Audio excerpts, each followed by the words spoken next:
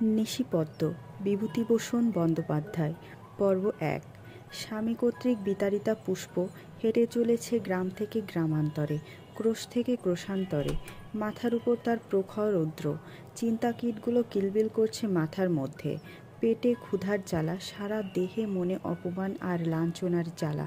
পায়ের তলায় রৌদ্রদগ্ধ উত্তপ্ত মেঠো পথ, তবুও কোনো দিকে কোনো ভ্রুক্ষেপ নেই। পুষ্পর শুধু বুকটা যেন জ্বলে পুড়ে খাক হয়ে যেতে চাইছে। তার স্বামী যে কোনোদিন তাকে এইভাবে মারধর করে বাড়ি থেকে দূর করে দিতে পারে, স্বপ্নেও ভাবেনি পুষ্প। নিঃসন্তান হওয়া ছাড়া তার যে আর কোনো অপরাধ আছে বলেও মনে হয় না পুষ্পর। কিন্তু তাতে তার কি দোষ? ভগবান যাকে বন্ধা করেন, নারী জীবনের সবচেয়ে বড় অভিশাপ অর্পণ করেছে তার উপরে। কিন্তু সে অভিশাপের দামও তো দিয়েছে পুষ্প, সীতারে বরণ করে। তবুও কেন স্বামীর ঘরে তার ঠাঁই হলো না? না হলে কেন এইভাবে চরম লাঞ্ছনা ভোগ করে তাকে আজ পথে এসে দাঁড়াতে হলো? এই সব নানান প্রশ্ন আজ জ্বালা ধরিয়ে দিয়েছে পুষ্পর বুকে। মনের জ্বালা, দেহের জ্বালা, রোদের জ্বালা, পায়ের তলায় মাটির জ্বালা নিয়ে ছুটে চলেছে পুষ্প তার বাপের বাড়ি কার্তিকপুরের দিকে। কত পথ, কত গ্রাম পার হয়ে অবশেষে শান্ত মনে ক্লান্ত দেহে পুষ্প এসে পৌঁছালো তার লক্ষ্যস্থলে, তার আবাল্যের স্মৃতি বিজড়িত কার্তিকপুরে। রাস্তার ধারে হারাধন মুখুজ্জের বাড়ির বৈঠকখানার সামনে দাঁড়িয়ে নেপাল বাণুজ্যের সঙ্গে কথা বলছিলেন হারাধন মুখুজ্জে। নেপাল বাণুজ্যে হঠাৎ অদূরে পুষ্পকে পোটলা বগলে আসতে দেখে কথা থামিয়ে চোখের গগলসটা খুলে ফেলে। ভালো করে একবার পুষ্পকে দেখে নিয়ে বিস্মিত হয়ে নিজের মনেই বলে, কে পুষ্প না? হারাধন বলেন, কে পুষ্প? ততক্ষণে পুষ্প প্রায় ওদের সামনে এসে গেছে।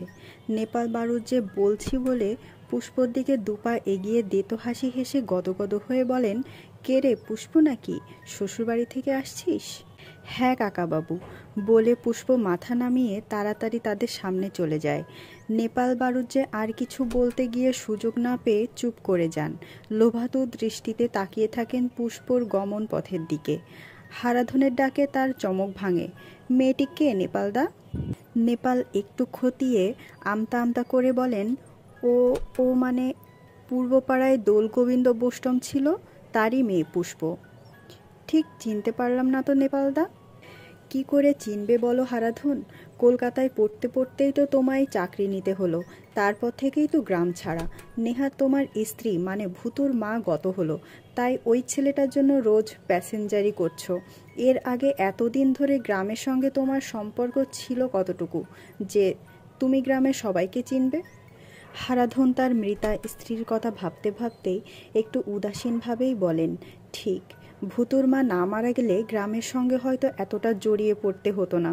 নেপাল ও হারাধনের মধ্যে কথাবার্তা চলতে থাকে। পুষ্প এদিকে বইচি আর আশাওড়ার জঙ্গলের পাশ দিয়ে বসেদের পুকুর পাড়ের বিরাট আমবাগানের মধ্যে দিয়ে বাঁধানো ঘাটের পাশ দিয়ে হাঁটতে হাঁটতে প্রায় গ্রামের শেষ প্রান্তে এসে ডালপালার বেড়া দেওয়া জীর্ণ একটি খড় মাটির কুঁড়েঘরের সামনে এসে থামে। বেড়ার ভাঙা আগল ঠেলে উঠানে এসে দাঁড়ায়, ঘরের দিকে মুখ করে ডাকে, মা, ও মা, মা। ডাক সুরে ঘর থেকে বেরিয়ে আসে পুষ্পর বুড়িমা। তার সমস্ত চুল সনের মতো সাদা, দেহ কুঁজো হয়ে নুয়ে পড়েছে। লাঠিতে ভর দিয়ে ধীরে ধীরে বুড়ি এগিয়ে এসে স্থির দৃষ্টিতে পুষ্পর মুখের দিকে চেয়ে তাকে চিনে নিয়ে অবাক হয়ে বলে, পুষ্প, হঠাৎ এলি যে? ভারী গলায় পুষ্প বলে, আমিও জানতাম না মা, আমাকে এমন করে হঠাৎ চলে আসতে হবে। বুড়ি বলে, জামাইয়ের সঙ্গে আবার ঝগড়া করে এলি নাকি? কম্পিত কণ্ঠে পুষ্প বলে, না মা, আমাকে বাধ্য হয়ে আসতে হয়েছে।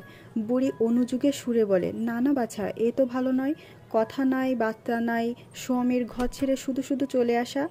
ছল ছল চোখে পুষ্প বলে, শুধু শুধু আসিনি মা, তোমার জামাইয়ের মার খেয়ে খেয়ে আমার সারা গা কালি হয়ে গেছে। বুড়ি বলে, নিশ্চয় তুই কিছু করেছিলি, নইলে শুধু শুধু মারবে কেন? পুষ্প যেন আর জ্বালার উপর জ্বালা সহ্য করতে পারছে না, তাই একটু ঝংকার দিয়েই বলে ওঠে, কেন, তুমি জানো না তোমার জামাইয়ের চরিত্রের? বুড়ির কণ্ঠটাও কেমন একটু শক্ত হয়ে ওঠে, বলে, জানি, তবু তোকে তার কাছেই ফিরে যেতে হবে। বলেই পুষ্পর করুণ মুখের দিকে চেয়ে বুড়ির কণ্ঠটা আবার যেন নরম হয়ে আসে। পুষ্পর দিকে একটু এগিয়ে তার গায়ে মাথায় হাত বুলিয়ে বলে, সোমের ঘর ছাড়া মেয়ে মানুষের আর গতি কি মা? লাথি ঝাঁটা খেয়েও সেখানেই পড়ে থাকতে হবে। পুষ্পর দুচোখে যেন অশ্রুর বান ডেকে আসে।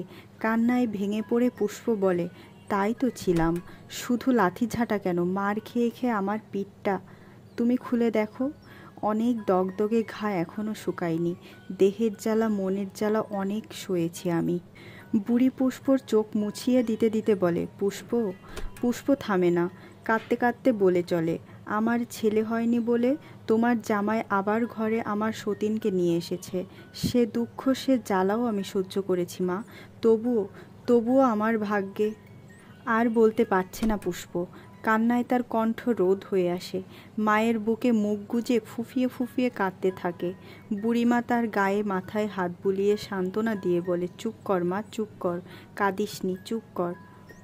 পুষ্প কাঁদতে কাঁদতে বলে, আমি অমনি আসিনি মা, আমায় লাথি মেরে দূর করে দিয়েছে। বুড়ি একটু থেমে চিন্তিত হয়ে বলে, এখানে এলি তো মা, খাবি কি? আমি আর তেমন কাজ করতে পারি না, থরথর করে গা হাত পা কাঁপে, নিজের পেটেই ভাত জোটে না সব দিন, তোকে কি খাওয়াবো মা? পুষ্প বলে, তুমি ভেবো না মা, আমরা বৈষ্ণব, বাবার কাছে তো একটু আধটু গানও শিখেছি, গান গেয়ে দৌড়ে দৌড়ে ভিক্ষে করব, আমাদের মা বেটির দুটো পেট চলে যাবে, না হয় ঝিয়ের কাজ করব মা, তবু তুমি আর ওখানে আমাকে ফিরে যেতে বলো না। বুড়ি সস্নেহে পুষ্পকে ধরে বলে, আয় মা আয়, ঘরে আয়, বলে পুষ্পকে নিয়ে ঘরের ভিতর চলে যায়। পরদিন থেকে শুরু হলো অন্ন সংস্থানের চেষ্টা। একটা কাজের জন্য অন্য লোকের দৌড়ে দৌড়ে ঘুরতে লাগলো পুষ্প। দিনের পর দিন কতকগুলো বাড়ি হতাশ হয়ে ঘোরার পর একদিন এসে উপস্থিত হলো হারাধন মুখুজ্জের বাড়ি। এসে দেখলো বিরাট ফাঁকা বাড়ির দাওয়ায় হুমড়ি খেয়ে পড়ে গিয়ে হারাধনের ছেলে মাতৃহারা ৩-৪ বছরের ভূতু তার স্বরে চিৎকার করে কাঁদছে। পুষ্প তার কাছে যাওয়ার আগেই হারাধন ঘর থেকে বেরিয়ে ভূতুকে কোলে নিয়ে ভোলাতে ভোলাতে এদিক ওদিক চেয়ে ডাকতে থাকেন, গোয়ালা বউ, মধু, মধু। ডাক শুনে ওদিক থেকে দাঁড়ায় বিধবা গোয়ালা বউ। তাকে দেখে হারাধন বিরক্ত স্বরে বলে, তোমরা কি জন্য আছো বলতে পারো? দুজন লোক মিলে একটা ছেলে দেখাশোনা ঠিক মতন করতে পারো না? গোয়ালা বউ ভূতুকে কোলে নিয়ে অপরাধীর মতন মাথা নামিয়ে থাকে। হারাধন হঠাৎ পুষ্পর দিকে দৃষ্টি পড়তে জিজ্ঞাসা করে, তুমি কিছু বলবে? পুষ্প বলে, হ্যাঁ দাদাবাবু, আমি আপনার কাছে এসেছি, আপনি লোক রাখবেন? হারাধন বলেন, লোক? না, লোক তো রয়েছে, গোয়ালা বউ রয়েছে, মধু রয়েছে, আর তো লোকের দরকার নেই। কেন, কে থাকবে? করুণ কণ্ঠে পুষ্প বলে, আমিই থাকতাম, আমার মাইনে লাগবে না দাদাবাবু, শুধু দুটো খেতে দিবেন। হারাধন বলেন, তোমার শ্বশুরবাড়িতে কি হলো? পুষ্প মুখ নামায়। গোয়ালা বউ বলে, ওর শ্বশুরবাড়ি এখন অসুর বাড়ি হয়ে গেছে। হারাধন বলেন, মানে? গোয়ালা বউ বলে, ওর স্বামী আর একটা বিয়ে করে ওকে দূর করে দিয়েছে। হারাধন বলেন, তাই নাকি? এমন সময় হারাধনের বাড়ির চাকর মধু এসে হারাধনকে বলেন, বাবু, নেপাল বাবু আপনাকে ডাকছেন। তুই বল, আমি আসছি। বলে হারাধন গোয়ালা বউকে বলেন, তুমি ওকে 4টে মুড়ি টুড়ি কিছু দিয়ে দাও। বলে হারাধন বাইরে যান। পুষ্প গয়লা বউয়ের কোলে ভূতুকে দেখিয়ে বলে, এটা বুঝি দাদাবাবুর ছেলে? গয়লা বউ জবাব দেয়, হ্যাঁ। পুষ্প ভূতুর চিবুকে হাত দিয়ে আদর করে জিজ্ঞেস করে, নাম কি খোকাবাবুর? গোয়ালা বউ বলে, ভূতু। পুষ্প একটু হেসে বলে, ও মা, এমন সুন্দর সোনার পানা ছেলের নাম ভূতু? ছেলের মা কোথায়? গয়লা বউ জবাব দেয়, ওর মা আজ 2 বছর হলো মারা গেছে। ভূতু এই সময় হঠাৎ কেঁদে ওঠে। গয়লা বউ তাকে চুপ করানোর চেষ্টা করে। পুষ্প একটু চুপ করে থেকে সহানুভূতির সুরে বলে, আহা, তোমরাই ওর দেখাশোনা করো বুঝি? গয়লা বউ বলে, হ্যাঁ, যতদিন না ও নতুন মা আসছে, তবে তারা দেরি নেই, দাদাবাবুর এই মাসেই বিয়ে। তুই দাঁড়া পুষ্প, আমি তোকে মুড়ি এনে দেই। বলে গয়লা বউ ভূতুকে কোল থেকে নামিয়ে রেখে মুড়ি আনতে যায়। পুষ্প ভূতুর কাছে এগিয়ে এসে সস্নেহে দুহাত বাড়িয়ে আদর করে বলে, খোকাবাবু, এসো কোলে নি, তোমায় কত কত ফুল দেব, গাছ থেকে ফুল পেড়ে এনে দেব। ভূতু হাসি মুখে তাকায়। পুষ্প তাকে কোলে তুলে নিয়ে বুকে জড়িয়ে ধরে আদর করতে থাকে। ভাবে, ভগবান যদি তার কোলে এমন একটি ছেলে দিতেন, তাহলে তার ভাগ্য আজ এমনই দুর্ভোগে পরিণত হতো না। স্বামীর ঘর ছাড়া হয়ে দুমুঠো ভাতের জন্য তাকে এমন করে লোকের দৌড়ে দৌড়ে ঘুরে বেড়াতে হতো না। কতই না স্বপ্নে জাল বুনেছিল পুষ্প, স্বামী, সংসার, সন্তান, কিন্তু কিছুই সফল হলো না তার। স্বামী সুখ তার অদৃষ্টে সইল না। হঠাৎ গয়লা বউয়ের কথায় চমক ভাঙে পুষ্পর। নে পুষ্প, আঁচল পাত। পুষ্প দেখে কাঁসার থালায় মুড়ি নিয়ে এসেছে গয়লা বউ। পুষ্প ধীরে ধীরে ভুতুকে কোল থেকে নামিয়ে দিয়ে আঁচলটা বিছিয়ে দেয় গয়লা বউয়ের সামনে। গয়লা বউ তাতে ঢেলে দেয় থালার মুড়িগুলো।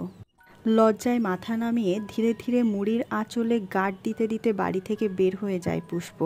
হারাধনের বাইরের বৈঠকখানায় তখন অমল, হারাধন ও নেপাল বারুজের মধ্যে হারাধনের বিয়ে সম্বন্ধে কথাবার্তা চলছে। নেপাল বারুজের দেতো হাসি হাসতে হাসতে বলেন, এবার তোমার বিয়েতে কিন্তু ফুর্তি করব হারাধন। হারাধন বলেন, আরে দ্বিতীয় পক্ষের বিয়ের আবার ফুর্তি? নেহাত ওই ভুতুটার জন্যই বিয়ে করতে হচ্ছে, না হলে আর এই বয়সে। তার কথা শেষ করতে না দিয়ে নেপাল বারুজ্য বলেন, আরে না না, তোমার আর বয়স কোথায়? বলতে গেলে তোমার বয়সের কত লোকের এখনও।